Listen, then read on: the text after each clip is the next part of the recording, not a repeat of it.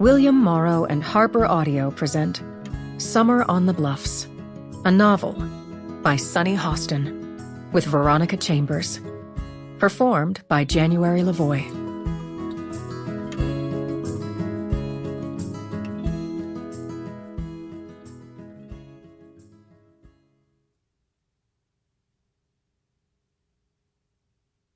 Prologue. An Invitation. March 21st, 2019. Amelia Vo Tanner, rich, glamorous, beautiful, was one of the first black women to have a seat on the New York Stock Exchange.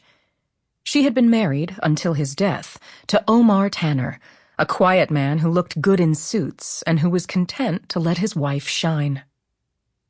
Amelia never had children. She always thought she would. Then she looked up one day and she was 40. Her career was in full swing, and she and Omar had everything they needed and wanted. She thought about having a baby, as her doctor kindly pointed out to her, before it's too late. But truth be told, she didn't feel like it. It wasn't that Amelia didn't like children. She did. She was godmother to 3 girls.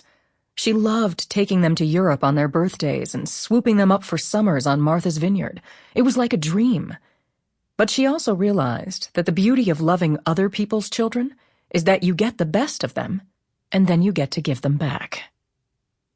Now all 3 girls were grown up, but they remained close to Amelia. She was more than a fairy godmother. She was their ama, their second mom. With her support and generous financial gifts through the years, they had all excelled.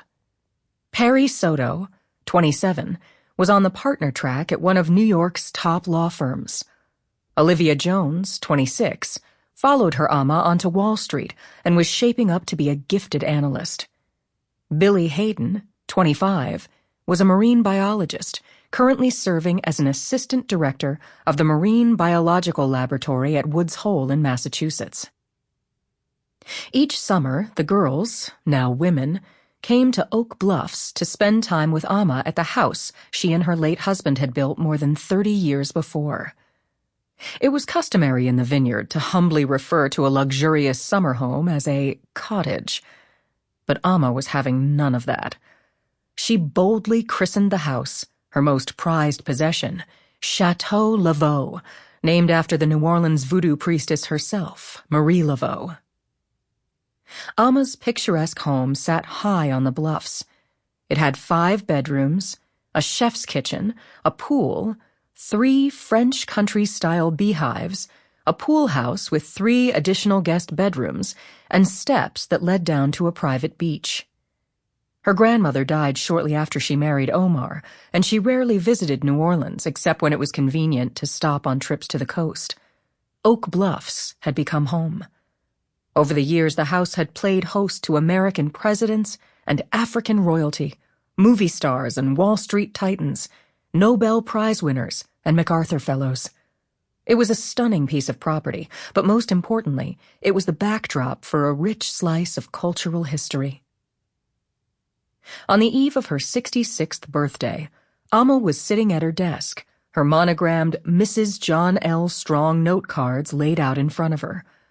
She had decided to send each of her 3 goddaughters an invitation. Come spend the entire summer with me, the way you did as schoolgirls. At the end of the summer, she planned to give one of them the keys to Chateau Lavoy. Although Amma promised that none of her goddaughters would leave the summer empty-handed, for each of them their beloved Chateau Lavoy was the only prize. Each young woman wanted the house desperately. But as the old folks used to say, every shut-eye ain't sleep, and every goodbye ain't gone. By the end of the summer, new bonds were created and others torn apart. It turned out there was very little Amma didn't know, and no limit to how far she would go to protect her girls. And in the end, the 3 found sisters discovered that they weren't the only ones with something to hide. Amma had a few secrets of her own.